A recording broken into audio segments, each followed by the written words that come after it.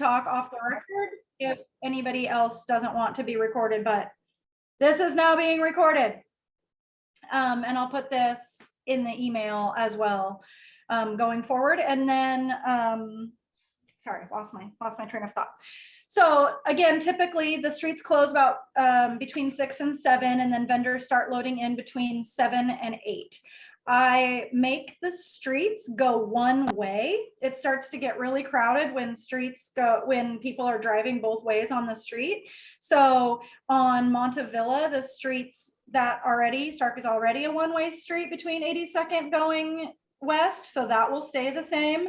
And then on Belmont, it also goes west. So we close at Cesar Chavez, and people can still come in the side streets, but everybody's flowing west only. And that again, so once you get your vendor placement, you want to come in at the block east of where you're headed in order to be able to hit your spot on the way. If that makes sense. You'll be able to find your spot because I'll be sending you your listing. I'll make a map, but we are humans and we hand chalk every single space. There's hundreds and hundreds of vendors, and we're trying to accommodate everybody. And we're also doing this while the streets are open. So sometimes the chalk numbers get rubbed off. Sometimes they get parked on. Sometimes it rains.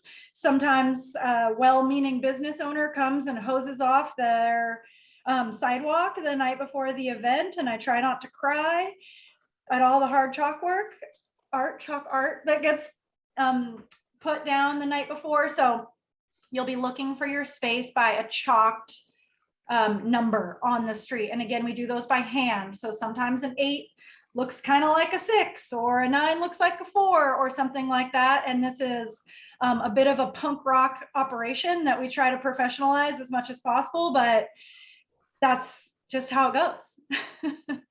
So I hope that makes sense. So at about 9:30, I ask that all vehicles get off the streets, and there is no special vendor parking. The vendor parking is wherever you can. There are a lot of side streets that are connected to the main fair that have no parking signs on them. And that could be from anything, because we need to park a Penske truck there to load up, because that's where we've said a band could park to unload. It could be for the TriMet street closure, because TriMet buses can't always turn if there's cars parked on streets, and the buses go all sorts of weird places those days. It could be because a dumpster is getting delivered. We don't know why I know why, but you don't know why there is no parking on certain places. So please don't park your car, even if you're part of the fair, on one of those places. I won't probably tow those cars, but the city of Portland was out ticketing cars at the Mississippi Street Fair last weekend who were parked in the no parking zones. So don't be like those people, and that will be helpful. So you can go ahead and park anywhere else. So my vision for the award-winning vendors are that they come in, they park in front of their spot for a moment, unload all their necessary things, and then go park their car and then come back and start to set up their booth. Parking and camping out there in your car and setting up your booth, that is frowned upon, just because there's way too many people to be able to accommodate that, if that makes sense. Again, there's exceptions to every rule, and if you need a little extra time, just let your neighbors know, and that's just over communicate to everybody. That is a huge piece of the day. And then by 9:30, we really start to crack down on cars getting off the street, and then some early birds will come and start poking around and seeing what you're doing and want to talk to you, and you can just maybe make a couple extra early morning sales. Otherwise, you can just say, we open at 10, thanks for coming. Go get a cup of coffee. And then at 10 o'clock to 5 o'clock, we're just open and we're rolling. All sorts of unplanned things happen in street fairs, and that is one of the reasons why I love them so much. But sometimes they can cause conflicts. We have had a lot of pop-up protests that come down the street, and we typically just let them come and move them through. We have people show up that want to do petition signing or political petitions and things like that. We don't limit that. We just have people move through. Also, some people from the neighborhood a lot of times will come and basically just throw a blanket down on the street and try to start having a little mini yard sale. And that is also frowned upon because I do value that everyone's paying to be a part of the fair. And I try to not let those freebies like that happen. Sometimes I don't see them. Sometimes there's bigger fires. Sometimes there's an extenuating circumstance and a person is just too much of a squeaky wheel, and it's for the good of the fair that we just keep certain people happy. One of my other favorite phrases is street fairs aren't fair. And I try to make them as fair as possible. And I try to take everybody's considerations into consideration the whole day, but sometimes that's just hard, and know that we'll do our best to, again, make it fair and equitable for as many people as we can.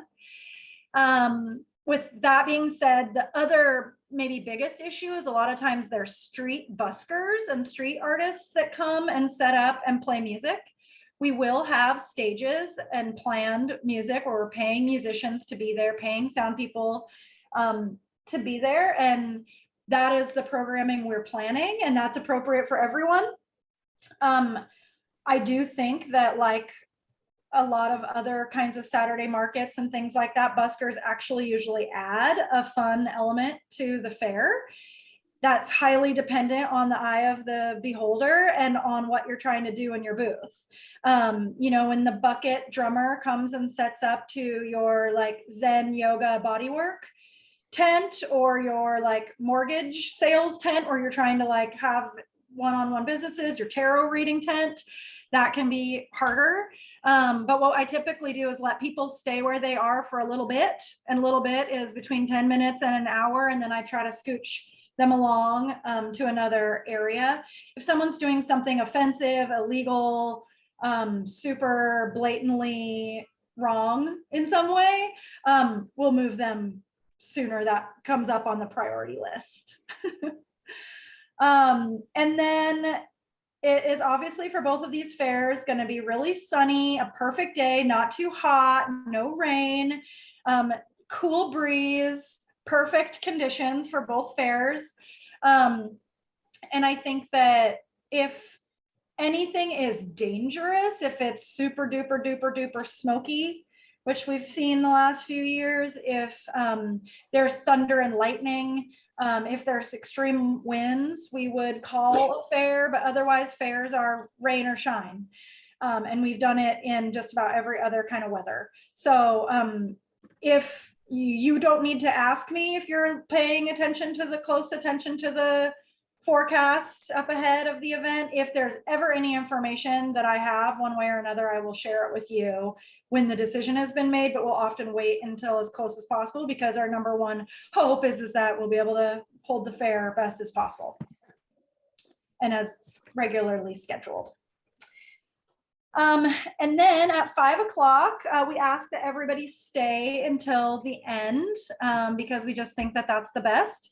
If there's an extenuating circumstance, if you don't feel good, if you have other plans, like things happen and people need to leave early, that's okay. You don't need to ask me about it, but just do your best to pack up discreetly. And you will have to hand cart all of your items out of the street, because you will not be able to drive on the street until probably about 5:30.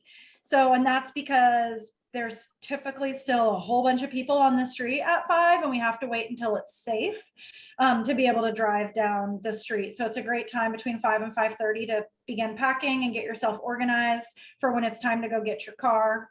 And then after that, you can start driving on the street. We don't make an announcement. It's kind of up to the onus of your block and how it's going on your block and what you're noticing, but please just be more careful than you think you need to be, especially at the end of the day.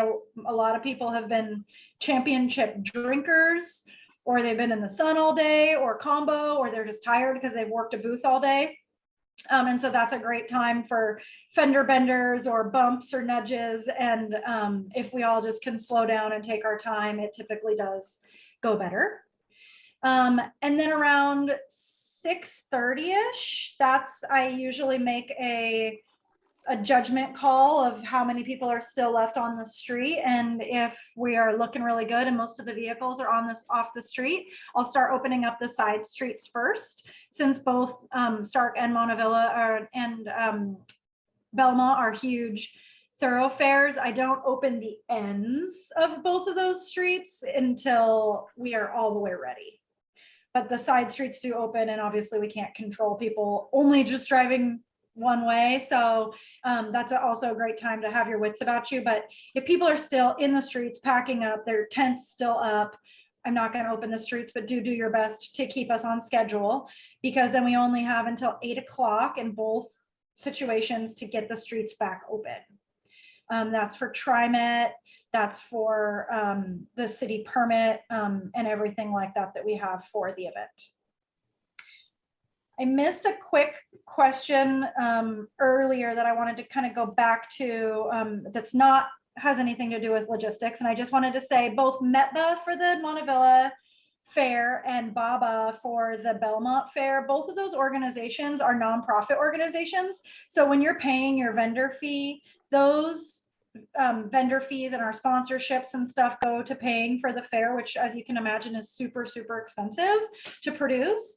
But also anything left over goes to the business associations, and they're typically the ones in charge of doing things like hanging baskets, nice garbage cans in the district, the district map, Christmas or holiday celebrations, Halloween celebrations, things like that really help bring the community together. So kind of regardless of where you live, everybody in town benefits from these business associations. So I just wanted to make that known, that is the fair is just one of the many community events that the business districts brings you throughout the year, whether you are a resident, a visitor, or someone who gets to make a couple bucks off the thing.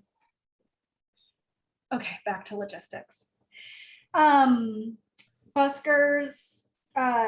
packing up your trash. I ask that people just get any trash, recycling, or glass that they have to the garbage cans on the street. If you are a person that samples something, like some of the issues we've had is like kombucha or anything that's creating a ton of trash, if you could help share the load and pack some of that out, that is super helpful, because we only have a limited amount of disposal that we can do. And it's also typically volunteers or very low wage people working to get all that garbage off the street. So again, everybody doing their job and being as good of a neighbor as you can. You have no idea how disheartening it is when you're almost done and then you just see 3 huge boxes of empty glass that you have to deal with before you can open the street. So try to think about the people who are working on the fair on the other end. It's just, again, hugely, hugely helpful.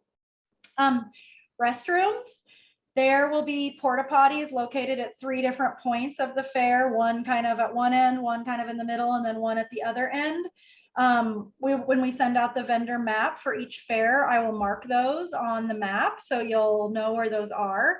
I know that sometimes people are worried about leaving their booth unattended during those times, and it really is, the buddy system is so helpful to get to ask one of your neighbors on either side, hey, if I want to go to lunch or I want to go to the bathroom or something, will you watch my spot? And I'm happy to do the same for you.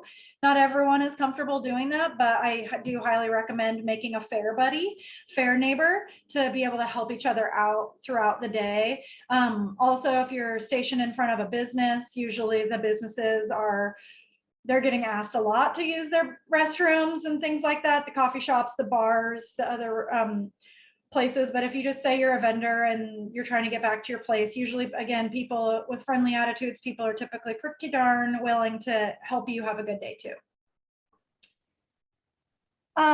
Trash, cars, bathrooms, info booth. So again, on the map that you'll get, the info booth will be listed. That is where me or someone will be throughout the day. And that will be important, because if you are trying to get a hold of me and say I don't answer my cell phone or text you back, send someone down to the info booth, because that is, if you need help in some way. If there is a petty theft, someone is busking and you're bummed out about it. I've had that happen a lot where I'm on one end of the fair for hours and someone's set up busking, but no one tells me, and it's done, you know, it's inappropriate content, or it's just really, really darn loud, or it's super disruptive in some way. And then people at the end will complain, and I would have been happy to help sooner. I just didn't know. You know, in some situations we're working with like, you know, a half a mile of street that we're trying to patrol. So please let us know if there's an issue as soon as you can. And if you're not a person that can leave your booth, send a neighbor or ask somebody else who has a child, you know, a teenager with them or something like that. Ask if they'll go get Amy down at the info booth, and I will be glad to come and try to help you. Don't suffer in silence. This is all about teamwork. And finally, 911. So if someone's having a medical emergency, or you know, if something really egregious, an assault, or you see a car accident, or, you know, something like that, please just use your common sense, just like you would anywhere, and call 911 if you think that's something that needs to be dealt with 911 wise. We have alcohol monitors and volunteers on the street, but we don't have like paid security staff. And so 911 is your best bet, particularly in the medical emergency realm. I will say that Mississippi Street Fair had about almost 400 vendors, and I didn't hear about any petty theft. I'm sure there was, but just keep that in mind, that that's pretty darn rare. And again, people are usually looking out for each other, and depending on, just keep that in your mind when you're thinking about your setup, like how to construct this the best you can so that it deters people. You know, if you have really small items or things, perhaps put those in the back or things like that. Be thinking thoughtfully about that, particularly if it's your first time. I think that that's important. And then fire lane. So that is particularly important for if you're a food vendor and you have like an awning that comes out on your vehicle, or if you have some sort of like a vehicle or RV or something like that. At all times, the fair on every street has to maintain a 12-foot fire lane. So if I come to talk to you about the fire lane, it's because it's probably being infringed upon somehow. I know it tends to, throughout the day, people kind of creep outside their 10-foot real estate that we give them, and bring like a clothing rack out front, or even like an A-frame sign out front. And in some streets, in some cases, that is okay, but in other spots, it's just not possible. So that kind of goes back to the fair isn't fair idea. If you're across from someone who already has an awning, that limits your spot that you can come out in the street, and that's just kind of luck of the draw. So if you really know that you need extra space, especially depth wise, try to let me know ahead of time, and we'll try to accommodate that. I think that those are the general things. I want to have about 5 minutes, if possible, to either type questions in the chat, or people can raise their hands or ask any specific questions about load in, load out, or what to expect during the day. Does anybody have any burning desires, especially my first timers?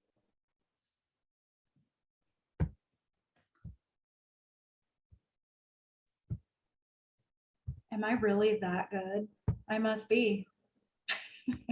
So disheartening to have everybody muted and almost no one on video, because I can't tell if everyone's laughing hilariously at my jokes, but I'm just going to assume that they are.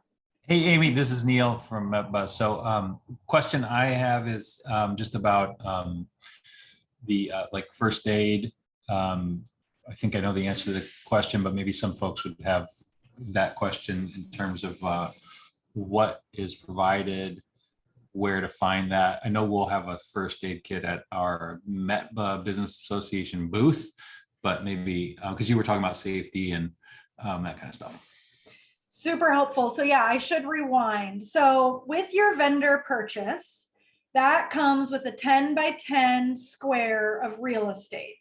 It starts at the curb and it goes into the street. So it's typically where cars are parked. That is all that comes with your vendor booth space. Tables, chairs, and canopies are to be provided by you. And if you need help with figuring out where to do that, if you don't own that, it's typically a lot less expensive to just purchase at Costco or Freddy's to purchase those things. I've been told over the years, like we used to rent out tables and chairs, and they're all like heavy wooden ones that don't like fold up and collapse. So if you are going to buy and invest in those things, things that are lighter and easier to carry with one person is a good idea. And then also, if you don't set up your pop-up tent, there are people around you that I'm sure would be happy to help, but everyone's trying to get their stuff set up too. And staff are not really there to help you set up your booth space. Again, if someone's walking by, I'm sure that someone will help you set up your tent, but also giving your tent a dry run. I can't tell you how crucial that can be for some people because they don't realize the process of it, and just doing it a time or two can really help. To set up for Montavilla, 7:30 would be the earliest to come onto the street. And then if you are, if you have a ton of stuff, 2 booths, if you're a vehicle, please come no later than 7:30 because it's a lot harder to move people around. And again, this will be in the vendor emails. It's a lot harder to move people around once a vehicle's parked there. So we like to park the vehicles first and then put the tents up on either side of vehicles. And then you don't need permits to offer or sell bottled water.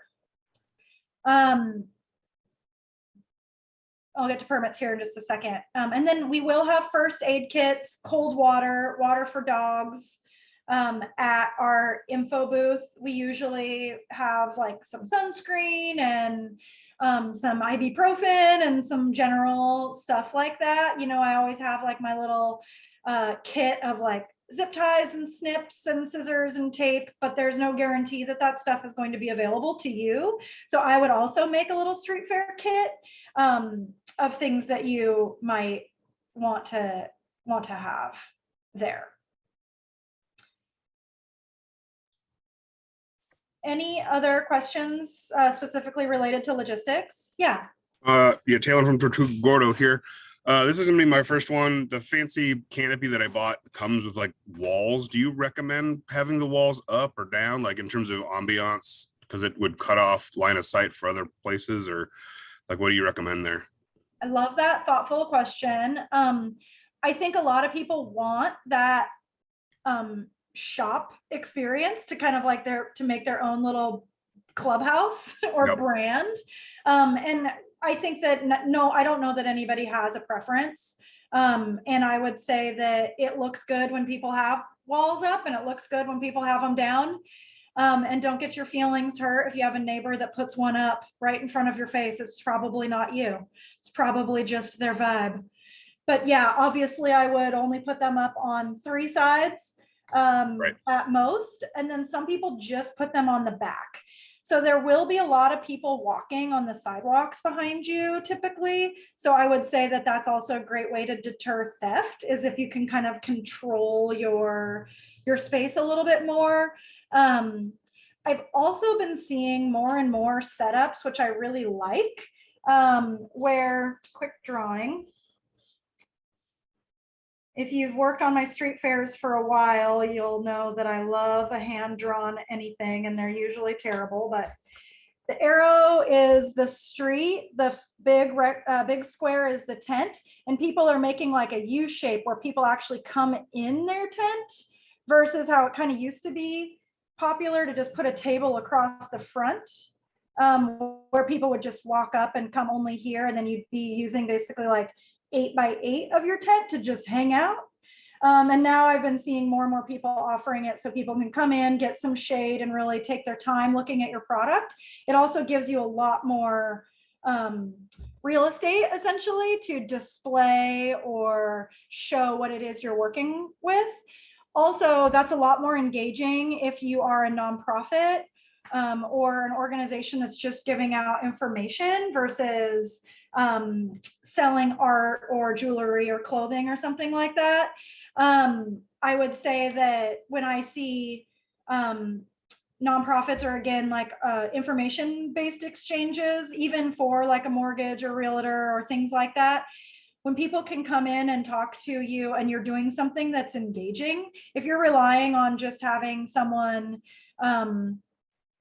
want to learn about you or having just a lovely, sparkling, charming person behind your table, that's probably not enough when there's 200 other options on a street of things to do. And so I do recommend, like Neil and I used to brainstorm this a lot for Montavilla Jazz Fest, like put a jazz trivia question up on a chalkboard and people can write their email on a raffle ticket to win 2 tickets to the festival or something like that, where you can engage with people and think about what your goals are for the day.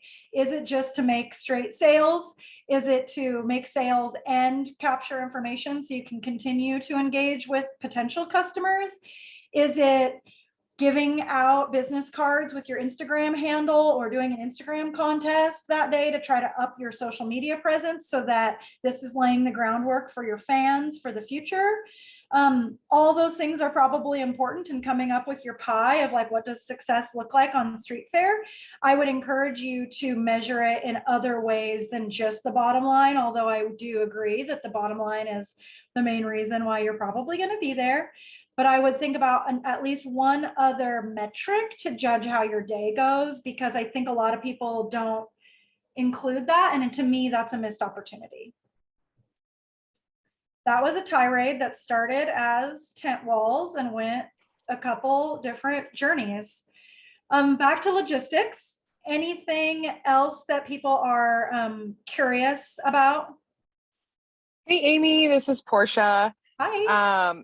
I had a question for you. I was just curious, are the booths spaced out at both of these fairs, or are we all going to be, crammed in there like 10 by 10? Because I know last year at the Belmont Street Fair, I think I had one person on one side and then there was a space on the other side. And I'm just not sure if that was because somebody didn't show up or if we were just kind of spaced out.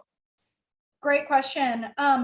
Belmont last year, if that was your first time doing one of my fairs, was not the best example of how the layout usually looks, just because that wasn't the best example of like a normal street fair, just because it was still COVID-y. We were requiring masks for everybody and only one person was mean to me about it.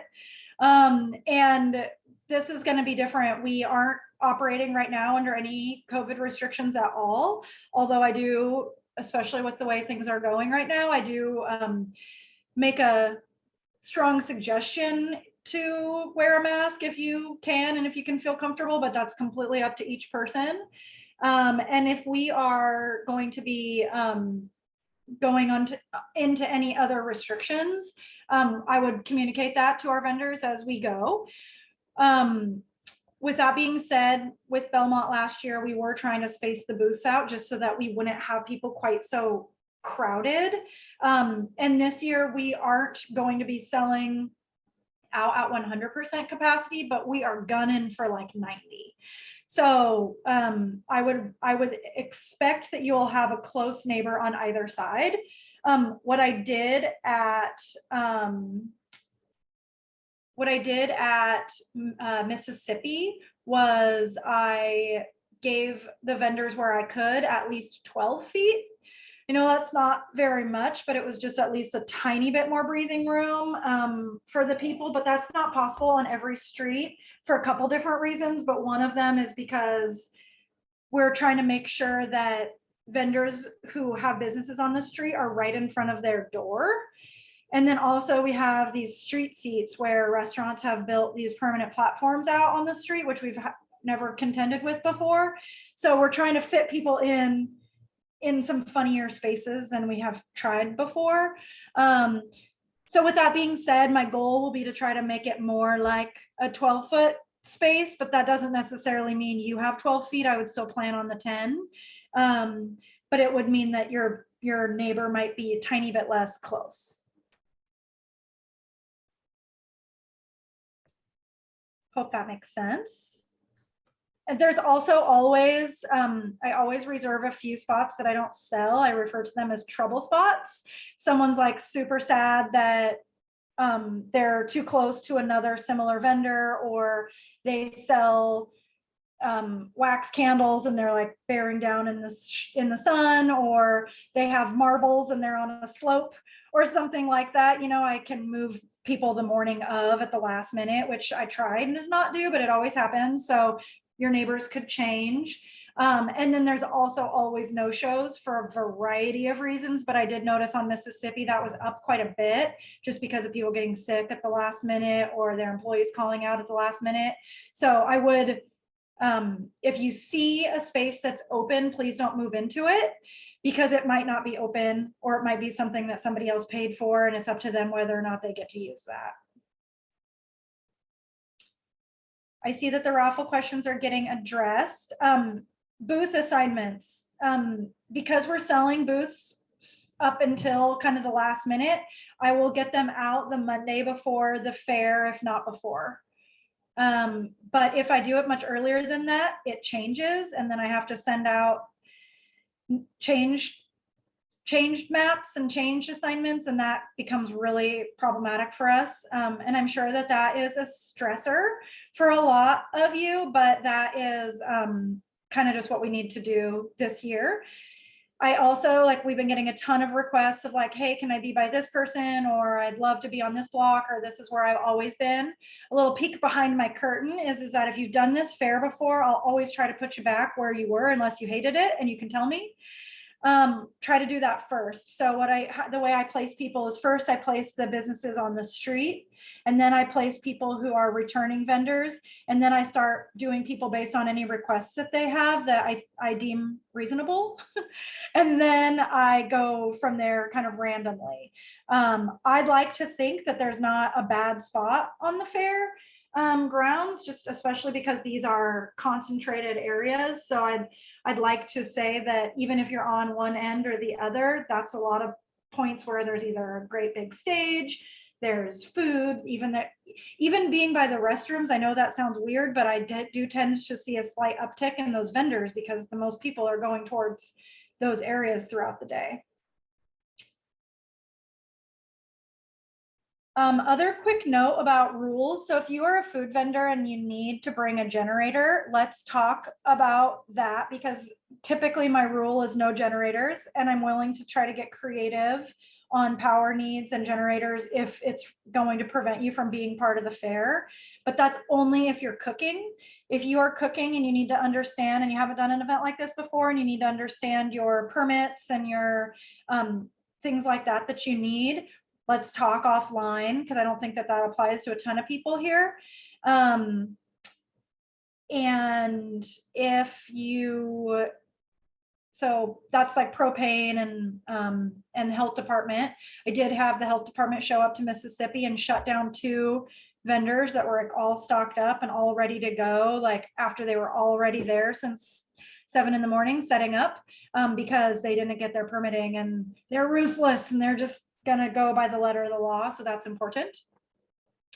We will have also like specific areas where you can sell alcohol, but if you see people walking around with beers or anything like that, that's not because I told them that was okay. And I try to monitor that as much as possible and let businesses on the street know, but people are really used to at other events, like on Waterfront Park and stuff, being able to like get a beer and going and walking around with that. This is not that.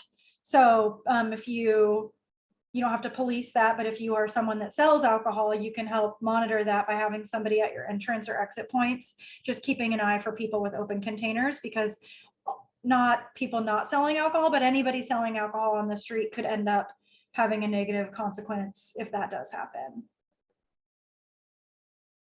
And you don't have to do any special event insurance. We cover everybody. You should try to be covering yourself just in case something happens to you while you're there, but or, you know, again, theft or something like that, but we don't require it for the event.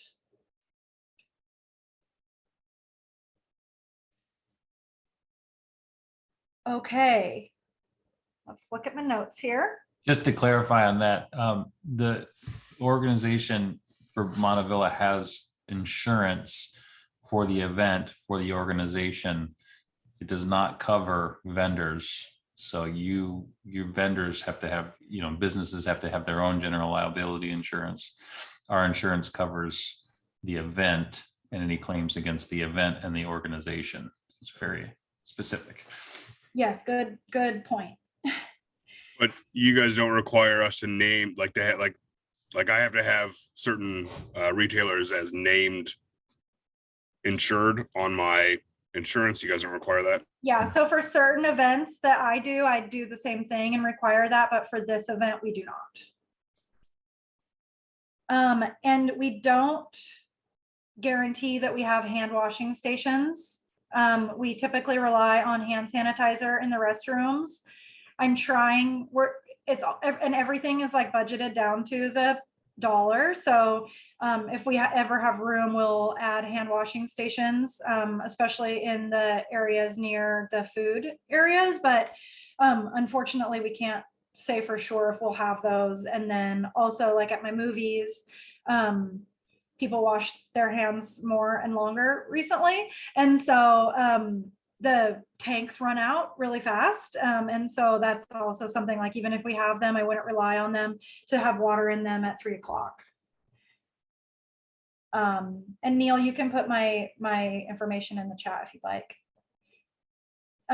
Also, if you were hoping to have power to your booth, again, this is where the punk rocketness comes in on Monday when you get that vendor email and you see that you're placed in front of a certain business or near a certain business. I have often had businesses and private homes say, of course you can run one electrical cord to charge your iPad or, something like that throughout the day. Or if you wanted to be like running a TV or something small, not, your toaster oven or your, major drawing something or other. I've often had people make side deals, but I am not going to broker those deals for you. And I can't guarantee you that anybody will do that. But I have very rarely heard of people getting turned away for doing that. The most important thing that I ask is if you do run an adventurous power cord, you do your part to make it so that people can't trip. Either by cable ramp or taping it down, duct taping it down to the street or something like that to make it visible. Because again, the sidewalks will be used for people in wheelchairs, for walkers, for all sorts of reasons. Any other logistical information? All right. I am going to move on to a few other like best practices. And then if people have other questions and want to stay, I will hang out for a little while. I kind of already got into this earlier about social media and email captures and stuff, not knowing what kinds of businesses you all have. I can't speak to what would work best for everybody, but I will say, like, anytime that you can reach back out to fans, that's always a good thing. So whether that's you're selling kids clothes or you are a musician and you want to promote your performance, or you are an organization that has an annual giving drive, or your food cart that's going to open a second location, the list goes on and on of reasons why you might want to be able to reach people through either email or social media. So coming up with a mechanism to either be giving out yours or capturing those from people, I have noticed is just hugely popular. And I've seen anything from like people doing like the guess how many cheese puffs are in this bin and win a prize, and then they put their email, into a box or something like that, to answer a joke, to do an impression of Nicolas Cage, which I saw last weekend, which was weird but funny. Anything to kind of catch people off guard and want to participate, and then anything that they can do to get something for free or to get a discount or be entered to win. That's great. So I would just really encourage you to do something like that. We also do we do paid advertising for the events, but we do really rely on the vendors all sharing and posting either through an email just to family and friends or on their social media pages. So when you get the vendor information, and it's actually already, I think, on both websites, but there will be or maybe it's not, but anyway, there'll be a poster that you can digitally share with people and push that out through your social media channels or your email lists as well to promote the fair. And if that seems like a big lift, just know that there's 300 other people that are going to be doing it, and you're just helping. Again, that rising tides raises all ships. So likely the Venn diagrams of people that are interested in your businesses are going to be crossing over with a lot of other people that day. So it's just all about who can capture them while they're walking by. I mentioned about setups too, my special art that I made here today. So I will encourage you to get creative. And I mean, going on just Google image search and Pinterest and Instagram and places like that, and looking at like beautiful farmers markets displays, beautiful street fair displays, things like that, to just get a bit of a vision board for yourself going. I cannot tell you how many ideas that I get from that. And, you know, and I've seen recently a few things too, like instead of using canopies, I've seen people use like huge beach umbrellas with like tassels on them. And that in a line of white canopies really stands out. I've seen people bring like a little solar powered or battery powered diffuser or light incense in their booth, or making it smell good, or adding special lighting, even though it won't be dark during our event. Things like that really go a long way. Sometimes I see people bring rugs or things like that, making sure that your tablecloth goes all the way to the ground before you set up and it's wonky and then you're all set up and you don't want to change it. Things like that, again, go a really long way. Having dog bowls for dog water, if that's appropriate for your booth. I highly encourage, and we did this at Belmont last year, we demanded that everybody have hand sanitizer at their booths. I don't see why not. A lot of people will be looking for that, and that's just a nice touch. It's like hospitality. What can you do to make people feel really welcome and comfortable and make them want to spend a little time with you so you can convert them to a sale? And yeah, the mats, I was just at Target earlier and they had those like kitchen mats that you can stand on, and doing something like that is really helpful. Wearing comfortable clothing, I know that sounds so simple, but like good tennis shoes, comfy clothes that you can layer up and layer down. It's really different temperature on the concrete at 8 a.m. than it is at 6 p.m. when you're loading out and in between. Yeah, Costco, and there's lots of places to get those standing mats, but that's a great tip. So I would just be really thoughtful, and I challenge you all to come up with creative and interesting ways to draw your customers in, to keep your customers engaged after the street fairs, and then just make it creative and hospitable for your customers, but also for each other. I want everybody on this call and everybody else signed up to want to do these fairs together. And I want to like really continue building this like kind of street fair family.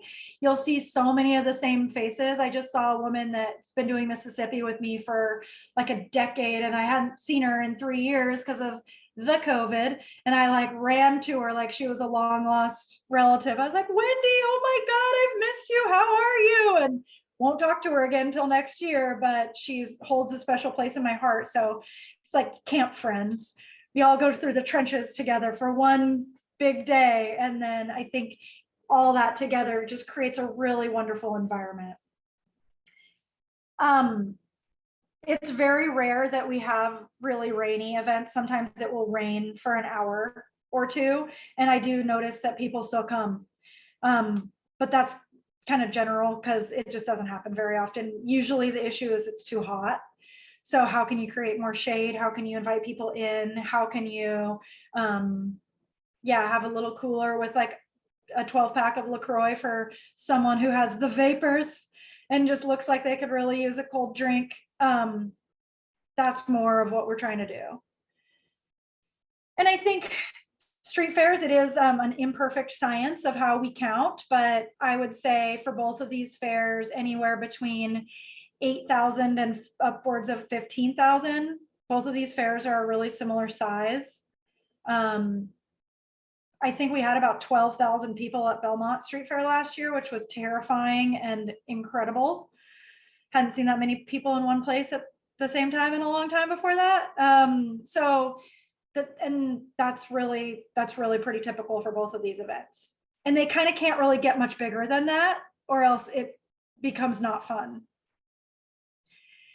I think that the estimated number for Mississippi was somewhere like around 25,000 people, but it's twice as long and it goes from 10 a.m. to 10 p.m.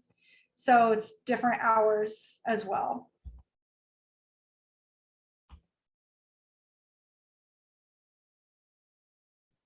And if you'd like to unmute yourself and ask any questions, for the permits for food carts, it just depends on if you have like a temporary license already, or any food vendor. If you have a temporary license, you need a temporary license. Again, we send this out to all of the vendors too, but getting a head start is good.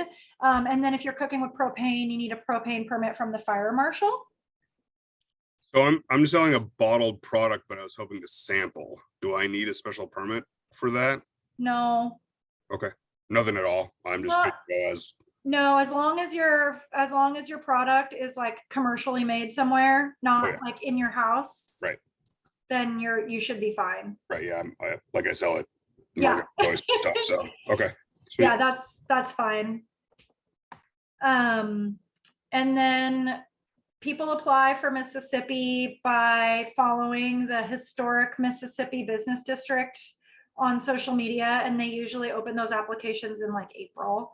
And then they get like hundreds and hundreds of vendor applicants, and they have like a curation process, which is good and bad. Mississippi is bigger than any other street fair by double. And you do not need a permit to sell bottled products like bottled water. I would just note that if you are not someone that relies on sales of bottled water, I would ask that you leave that to, unless you want to give it away, leave that to the food vendors and the people on the street who that's how they're making their money that day.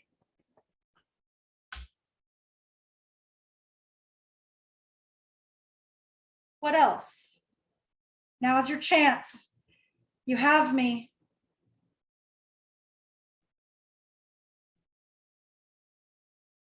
Okay.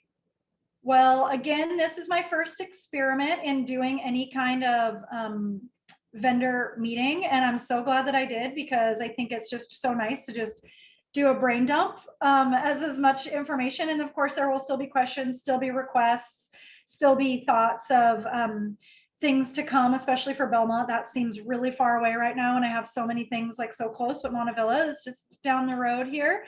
So again, please come to the info booth. Don't suffer in silence. Please be a good neighbor, and then just put a little bit of extra energy into thinking of how you can make this day special for yourself, for your neighbors, and for your guests. And I think it will be known. It will be felt. There are a lot of other fairs. These are just the ones that I do. I used to do Division Clinton before it was no longer doing one. And there's Hawthorne, Alberta, St. John's. There's a bunch of others, but this year these are the 3 ones that I'm working on. We also have incredible music lineup. We have a bunch of different cool things happening in our new plaza at Montavilla. We have a farmer's market at the Montavilla Street Fair, and all sorts of stuff. And so just be checking back. Neil, would you drop the Montavilla website, the MEPA website and stuff, where people can find that information?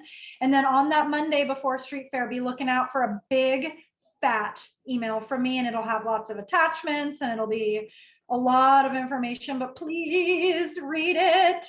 And just make sure that you know what block you're located on. Even if you forget your spot number or things like that, we'll be able to find you. Bye, Neil. But and you don't need a receipt. You don't need to check in with anybody. Just try to make sure you're in the right spot and then set up.